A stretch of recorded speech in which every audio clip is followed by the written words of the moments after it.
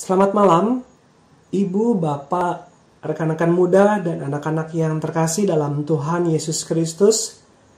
Bersama saya Alfa Christian, kita akan bersatu hati dalam doa edisi Selasa 22 Maret 2022. Mari berdoa.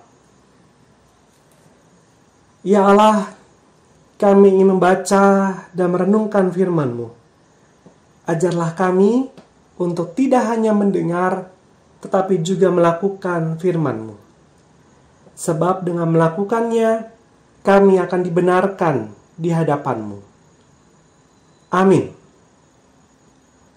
Mari kita membaca Alkitab dari kitab Roma 2, ayat 12 sampai 13. Demikian bunyi firman Tuhan.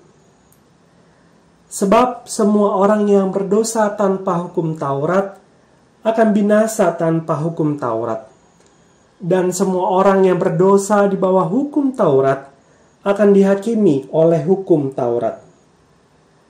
Karena bukanlah orang yang mendengar hukum Taurat yang benar di hadapan Allah, tetapi orang yang melakukan hukum Tauratlah yang akan dibenarkan. Seorang pengemudi mobil ditilang oleh polisi karena mobil yang dikemudikannya masuk ke busway atau jalur bus Transjakarta. Ketika ditilang, ia berkata kepada polisi yang menilangnya, "Iya Pak, saya tahu saya salah karena mobil saya masuk jalur bus Transjakarta."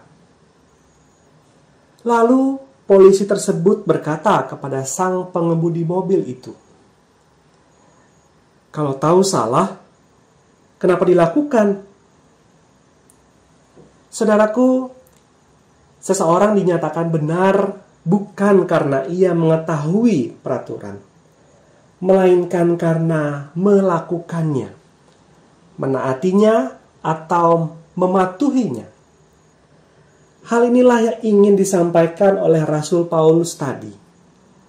Orang yang hidup di bawah hukum Taurat tidak akan dibenarkan di hadapan Allah hanya karena ia mendengar saja. Ia akan dibenarkan ketika melakukan hukum Taurat.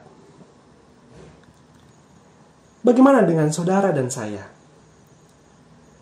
Sebagai pengikut Kristus, saudara dan saya hidup di bawah hukum kasih.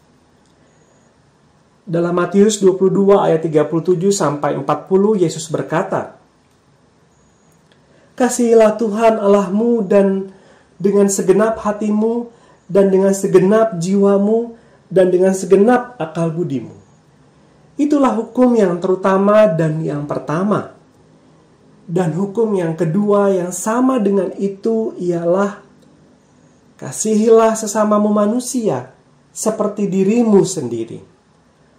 Pada kedua hukum inilah tergantung seluruh hukum Taurat dan kitab para nabi. Jadi, sebagai pengikut Kristus, lakukanlah hukum kasih itu. Bukan hanya mendengar. Sebab dengan melakukannya, kita akan dibenarkan di hadapan Allah. Mari berdoa. Ya Allah, mampukanlah kami untuk melakukan hukum kasih yang Tuhan Yesus ajarkan kepada kami. Mampukan kami untuk mengasihi-Mu dengan segenap hati, jiwa, dan akal budi kami. Mampukan kami untuk mengasihi sesama manusia seperti kami mengasihi diri sendiri. Di dalam nama Tuhan Yesus Kristus, kami berdoa. Amin. Selamat beristirahat, saudaraku. Tuhan Yesus memberkati.